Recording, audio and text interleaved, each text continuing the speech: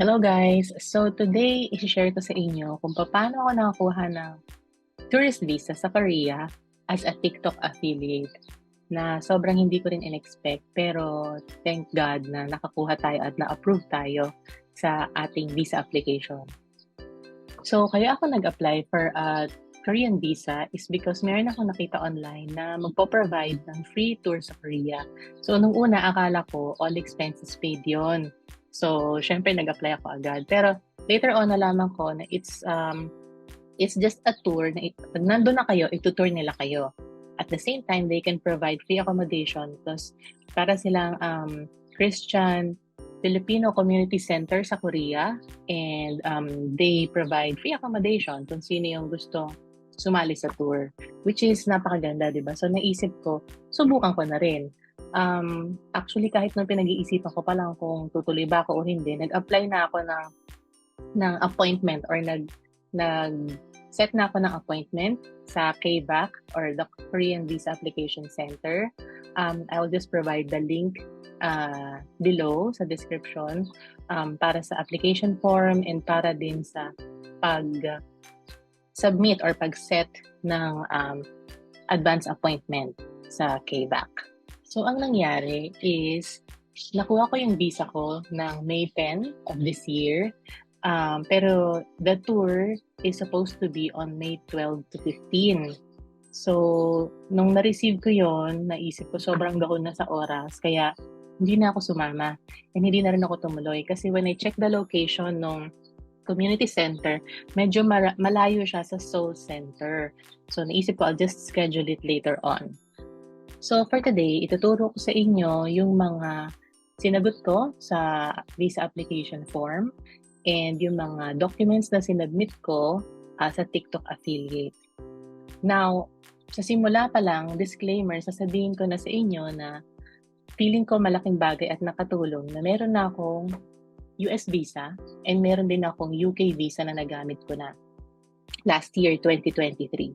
Yung US visa ko, hindi ko pa nagagamit pero syempre nakastamp din siya sa passport and I feel like malaking bagay siya at nakatulong kung paano ako na-approve as a TikTok affiliate. Although, hindi lang naman yon yung magiging basihan ng embassy, di ba? Sa pag-approve nun. So, malaking bagay din yung documents na na-provide natin and most especially yung cover letter na na-submit ko about being a TikTok affiliate. So ito na nga, ipapakita ko sa inyo paano mag-fill out ng application form. So dito muna tayo sa personal details. So under 1.1 to 1.7, ilalagay niyo family name, given names niyo if you have two names, kunwari ay John Mark, yan. And then yung 1.2, ang ibig sabihin ata nito is if you have a Chinese name, so kung wala naman, leave it blank. Tapos pipiliin nyo kung male or female, date of birth, ilalagay nyo under 1.4, nationality, Filipino, country of birth, Philippines, and national identity number is blank lang kasi wala naman tayong ganun sa Philippines. Now, ito palang left side photo, actually ang maglalagay na lang yan or ang naglagay na lang ng photo ko is yung sa KBAC Center. Meron kasi sila dong reception area na doon kayo pipila pagdating nyo, tapos i-check muna nila lahat ng documents nyo kung tama ba or kompleto, and then sila na rin yung magdidikit ng photo dito sa photo field ng application form. So dito naman tayo sa 1.8. Has the applicant ever used any other names to enter or depart Korea? So sa akin, no. So no lang yan. And then NA lang dito sa family name and sa given name. And is the applicant a citizen of more than one country? So ako, no din. And ikaw naman, if yes, then ilagay mo lang din dito yung countries. Otherwise, ang nilagay ko lang dyan ay NA. So details of visa application. So ang pinili ko dito is yung short-term stay less than 90 days. Dito ako nag-check. And then status of stay is C39 tourist.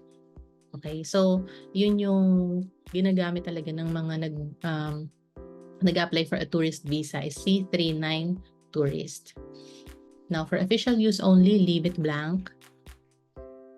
Dito naman sa passport information, ang pinili ko ay regular. And Passport number, lalagay niyo yung passport number niyo. Country of passport, Philippines. Place of issue is, i-check niyan sa passport niyo kung ano nakalagay na place of issue. Sa akin kasi ang nakalagay is DFA Manila, so yun yung nilagay ko doon. And then date of issue, nasa passport din, and date of expiry. And then, does the applicant have any other valid passport? So ako no naman, so no lang. And then under please provide details is NA. And then, since NA naman dito is wala ka nang i-fill out dito sa passport type. Ito lang kasi is if you have any other valid passports. So, NA lang din tong passport number, country of passport, and date of expiry. So, sa contact information, ilalagay nyo yung complete home address nyo dito. And sa 4.2 naman is lalagyan nyo lang ng address if different from above. So, halimbawa, ang home country address mo is in the province and ang current residential address mo is Metro Manila, so ilalagay mo pareho. Pero kung pareho lang, is NA lang sa 4.2. And then cellphone number, lalagay nyo dyan. Telephone number, kung meron siguro kayong landline sa bahay. And then email address. And then emergency contact information. Ang nilagay ko dito is yung mother ko. So full name niya. In English is just our normal Filipino name. Country of residence is Philippines. Telephone number, mobile number ng mother ko yung nilagay ko. And then relationship to the applicant is mother. Under marital status naman, ang pinili ko dito is single and personal information of the applicant's spouse. So because single naman, NA na lahat tong fields na to. Sa 5.2 is NA na lahat. And then, does the applicant have children? So, ilalagay nyo dito kung meron kayong anak, yes or no, and kung ilan yung children. Now, under education is pipiliin nyo lang kung ano yung highest level of education that you have attained. So, ako bachelor's degree, yung chinek ko, nilagay ko yung name of school and location of school. So, dapat city, province, country. So, ang nilagay ko lang sa akin is actually Manila, Philippines. And then employment, ito yung tricky part, no? Kasi nga, I applied for a tourist visa as a TikTok affiliate. So, una nalilito pa ako, entrepreneur ba yun or self-employed? Or unemployed ba yun? So, ang pinili ko na lang is self-employed. Kasi wala rin ako nahanap na ibang guide sa YouTube for a TikTok affiliate. Kaya nga, nung na-approve ako, naisipan ko na gumawa ng guide para sa mga gusto rin mag-apply. Now, so self-employed yung chinek ko and then employment details, no? Under, ang nilagay ko lang sa 7.2 employment details, nag-type ako dito ng freelancer. Actually, kung tutuusin, parang hindi kailangan, walang ilalagay sa field na to, pero nilagyan ko ng freelancer. And then name of company, position, address of company, and telephone number, lahat yun NA na. And then details of visit. So purpose of visit to Korea is tourism or transit. Ito yung chinek ko. And then intended period of stay. Sa napansin ko and sa mga napanood ko rin na YouTube videos is mas okay kung tipong 4 to 5 days, siguro maximum of 1 week lang ilalagay natin, especially if tourism lang naman talaga. Kasi sa pakiramdam ko rin naman, sapat na yung 5 days, 4 to 5 days sa pagpasyal sa Korea. And if you have other places you want to see, pwede namang for the next travel na yon. Or at least for the purpose na mas maging malaki yung chance nyo na ma-approve, mas maganda sigurong 4 to 5 days lang ang ating intended period of stay, lalo na kung first time pa lang nating pupunta sa Korea. And then intended date of entry. Actually, ang nilagay ko dito sa akin is May 12. Although, parang napakagahol sa oras kasi May 2 ako nag-apply or nagpunta sa KVAC or sa application center. Pero, I guess, I don't know kung naging dahilan din yun, kaya medyo napaaga ko nakuha yung visa ko, which is nakuha ko ng May 10. And thank you din talaga sa kanila at ang bilis-bilis ng processing time ng KVAC. So, mas maganda, ang advice ko is, kung halimbawa nag-a-apply kayo today, is 30 days from now ang intended date of entry nyo. Anyway, plano pa lang naman yun. You can always change the date. Now, address in Korea, kung wala pa kayong na-book, pwede kayo mag-check ng address ng hotel na feeling nyo pwede nyo pagstayan sa Korea, and also yung number din ng hotel, pwede nyo ilagay dito. Has the applicant traveled to Korea in the last 5 years? So ako no, pero para dun sa mga nakapag-travel before na siguro pwedeng employed kayo before, tapos ngayon freelancer na kayo or TikTok affiliate na kayo, then ilagay nyo yes and then lagay nyo yung mga naging purpose of visit nyo before sa Korea and yung mga dates, actual dates ng punta nyo. Now, under 8.7, has the applicant traveled outside his or her country of residence, excluding to Korea, in the last 5 years? So ako, yes. Kasi last year nakapag-travel ako sa Singapore, Dubai, and London. So nilagay ko yan dito. And ang purpose of visit ko is tourism lang ang nilagay ko. And period of stay, dapat actual dates of travel. Kasi makikita din naman nila yan sa passport stamps kung kailan kayo nag-travel. And does the applicant have any family members staying in Korea? So ako no lang. So blank na rin itong table na to. If you have family members there, then syempre ilagay nyo yan. Sulat nyo rin dito. Is the applicant traveling to Korea with any family members? So ako no, kasi ako lang din. Naisip ko kung pupunta ako sa Korea, siguro ako lang muna and then saka ako na lang sa aming family pag medyo alam ko na kung ano yung mga dapat kong malaman sa pag-travel sa Korea. Pero kung traveling nga kayo with family, yung iba kasi talaga family kasama, ilalagay nyo rin dito yung mga pangalan nila. Tapos ito, under details of invitation, meron kasi akong na-receive na parang invitation siya, pero wala namang expenses covered, kumbaga free accommodation lang. So, sobrang nagpapasalamat ako dun sa babaeng si ate na nag-assist sa akin sa KBAC kasi sabi niya kung hindi kompleto yung requirements mo, pag mayroon nag-invite sa'yo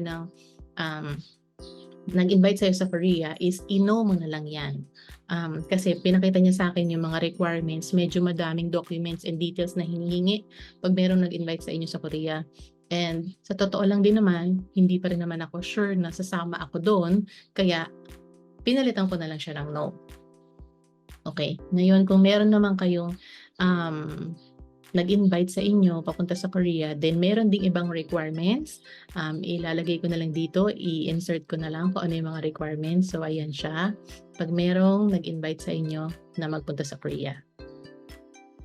Ayan, and then sa funding details, estimated travel costs. So yung una, ang nilagay ko dyan, $2,000 kasi hindi ko sure kung kasama ba yung airfare. Pero nung tinanong ko si ate na nag-assist sa akin sa KBAC, sabi niya, yung expenses lang na gagamitin mo pag nasa Korea ka na talaga. So, pinalitan ko siya ng $1,000 lang. Tapos pagka-submit ko nga, na-realize ko, baka kulang yun kasi baka isipin nila it's not enough, hindi siya sapat for 5 days. Pero, thankfully, na-approve pa din naman siya. And then, who will pay for the applicant's travel-related expenses? So, ako ang nilagay ko dito is myself. Wala nang name, just myself. And then relationship to the applicant is NA kasi ako na yun. And then type of support is financial. And then contact number is my own mobile number. Ngayon, sa assistance with this form, did the applicant receive assistance in completing this form? So ako, no. Wala namang nag-assist sa akin to fill out the form. And I suggest sa inyo is, you also fill out your own form and then no na lang din. Unless siguro minor yung nag-a-apply. So okay lang na yes and then i-assist siya ng parent. And that's it. The rest of the notice seems sa page 5 is just the instructions kung paano mag-fill out ng form, and I suggest na basahin nyo rin to even after watching this video or this guide just to make sure na wala tayong ma-miss na instruction. So ngayon ipapakita ko sa inyo yung cover letter na ginamit ko para sa aking visa application. So nakikita nyo na nga sa screen. And ang feeling ko napaka-importante talaga nito kasi dito mo ipapaliwanag or i-explain kung meron kang kulang na documents, kung anong sitwasyon mo, kung paano ka ba as a freelancer. So sana nababasa nyo ng maayos, and kaya ko to sinishare is para makopy nyo rin kung kailangan. And then syempre, i-update nyo na lang based on your own personal details. So, ilagay nyo yung date sa ibabaw, and then ilagay nyo yung Embassy of the Republic of Korea in the Republic of the Philippines. And then yung address nila. Ayan. Ito yung address ng Korean Embassy. Although, guys, you have to remember, ang KVAC is iba yung location niya sa Korean Embassy, okay? Ang KVAC or Korean Visa Application Center is nasa Brittany Hotel. Ito yung hotel na katabing-katabi ng SM Aura. Okay? So, doon kayo pupunta, doon kayo mag-apply, and that's at the 9th floor ng Brittany Hotel. Pagdating nyo naman sa lobby, madaling magtanong, and sasabihan din nila kayo kung anong floor kayo dapat pumunta. So, ito na nga. So, sabi ko dito, Dear Sir, Madam, I'm unable to provide my other documents in line with the business permit requirement since I fall under the self-employed freelance category. So, bakit ko ito sinabi? Kasi since ang pinili ko is self-employed, kasama sa mga requirements niya is yung meron kang business permit. Or parang self-employed ka or entrepreneur ka, ganyan. Kaya, nilagay ko to dito. Now, actually, nabasa ko lang din to sa mga several reviews na nakita ko online in preparation for my application. Nag-check ako kung saan ba nila, ano ba yung nilagay nila pagdating sa pagiging freelance nila, paano nila in-explain na wala silang ibang documents. So, ito yung nilagay ko. And sinabi ko rin dito, I have only recently started freelancing this February 2024 as a TikTok affiliate. Tapos inad ko dito yung link ng TikTok page ko kung saan ako TikTok affiliate. And sinabi ko rin na online seller ako sa Etsy and sa Racket PH. Now, nagkataon lang din na a few months back is gumawa din ako ng mga online shop ko dito sa Etsy and Racket. And kahit halos wala pa akong sales doon, siguro nakatulong din siya to prove na talagang nag-freelance ako for now. And then, sinabi ko rin na I'm sharing the screenshots of my online shops and my TikTok affiliate orders and sales. So, nag-separate pages ako or documents na nandun yung mga screenshot ng TikTok affiliate shop ko and yung online shops ko. So, sinabi ko rin na I was also employed until November 2023, which is last year, and I can present my income tax return document as well for that kasi meron din naman ako nakuha dun sa former employer ko. Tapos ganito lang naman kasimple ang nilagay kong reason. I would like to go to South Korea to experience the rich culture, the beautiful scenery, try different dishes, and most especially to experience and walk in the surroundings of the K-drama locations. Actually, short story time lang din, no? Pagdating ko dun sa KVAC, hindi ito ang cover letter ko. Ang cover letter ko, nakalagay na merong nag-invite sa akin and gusto kong sumama sa tour na yon. Pero dahil nga sinabihan ako ni ate girl doon na nag-assist sa akin na kulang yung requirements ko, saying na merong nag-invite sa akin, baguhin ko na lang daw yung cover letter ko. So ito, impromptu or biglaan kong inisip na ito na yung ipapalit ko doon sa part na yon ng cover letter ko. And buti na lang, meron sila dong PC or desktop na pwedeng gamitin ng mga applicants katulad ko kung meron mga kailangang i-edit na document. So nakapag-login ako sa aking Google account doon mismo sa KVAC and nakapagpa-print din ako which is 10 pesos per page. Ayan. And nilagay ko rin, primary places that I plan to see in Korea are, ito na nga, di ko alam kung tama yung pronunciation, pero nag-research kasi talaga ako kung ano yung mga magagandang lugar doon na bala kong puntahan. Now, yung mga ibang cover letter, mas detailed pa talaga sila kung ano yung mga gusto nilang puntahan, yung itinerary nila, day 1, day 2, day 3, okay din yun, pwede rin yun. Pero ako, ganito lang yung nilagay ko. At yun nga, thankfully, tinanggap naman siya. And of course, nilagay ko dito, I've also traveled to Singapore, Dubai, and London last year for tourism. Just to really prove na tourism lang talaga ang gagawin ko, katulad ng pagpunta ko rin sa Korea.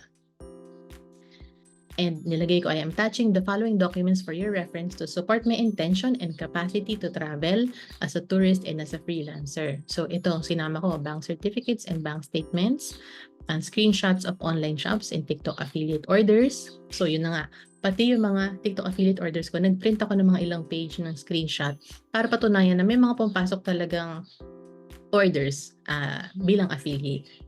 And yan, passport stamps of my travels to Singapore, Dubai, and London. And then tourist visa na meron ako, ilalagay, sinama ko rin yan. And COE from my former employer and BIR income tax return for last year. And yun, I hope this information would suffice to support my visa application. So yun na nga. Ito yung ginamit nating cover letter. So ito na nga yung mga documents na sinubmit ko for my application as a TikTok affiliate. So application form, yung kaninang fill out natin, bank certificate, and bank statement. So, ang bank cert, so magkaiba yun ha. Bank certificate is, yun yung sinasabi ng bangko na meron kang account sa kanila at ito yung balance. Ito yung, meron din silang parang daily average balance ata yun na sinasama. And then yung bank statement naman is yung withdrawals and deposits dun sa account nyo. Actually, ang pinili ko lang is for the last 3 months. So yung iba 6 months nilalagay nila, pero pwede na rin yung last 3 months of bank statements. And then photocopy of old passports. Hinanap ko talaga lahat ng mga old passports ko, and thank goodness na nakita ko. Thank God nakita ko yung mga old passports ko. So pinotocopy ko yung mga information page ng old passport ko and any travel stamp na meron or any visa na meron before. And then photocopy of your current passport, yung passport stamps din, and then travel stamps, including yung mga visa na meron ka kung meron yung passport mo. And then yun na nga yung cover letter. And then accommodation, kung meron ka nang nakabook na accommodation or even kung meron ka ng flight na nabook, yung feeling mo sure na sure kang maa-approve, pwede mo rin siyang isama dun sa mga docs na isasubmit mo. And then ito importante na kailangan yung i-apply ahead, no, or kunin ahead is birth certificate dapat na PSA. So yun yung bagong government body na nag-i-issue ng birth certificate natin. Hindi sila tatanggap ng NSO or National Statistics Office. Doon na sila sa Philippine Statistics Authority or PSA na birth certificate. And then passport picture, make sure lang na pag nagpa-picture kayo, sabihin nyo na it's for Korea kasi iba-iba yung background for every country. Minsan nagbabago rin yung size ng passport picture. Depende sa kung anong country yung gagamitin nyo yung picture. And then ako, sinama ko nga yung COE ko from my previous employer and nilagay ko rin yung BRR 2316 ko from last year. So, ayun. Pagdating nyo sa KBAC nga pala, sabi ko nga, meron dong nag-check na mga documents nyo and sila na rin ang mag-organize. Ano yung mauuna dun sa documents nyo, i-organize nila from pinaka dapat mauna hanggang sa pinaka nasa likod based sa mga documents na pinasa nyo. So, ayun na nga, sana makatulong to para sa mga gusto mag-apply ng tourist visa as a TikTok affiliate. And balitaan nyo ako kung na-approve din kayo. And good luck. Good luck sa inyong lahat. Thank you.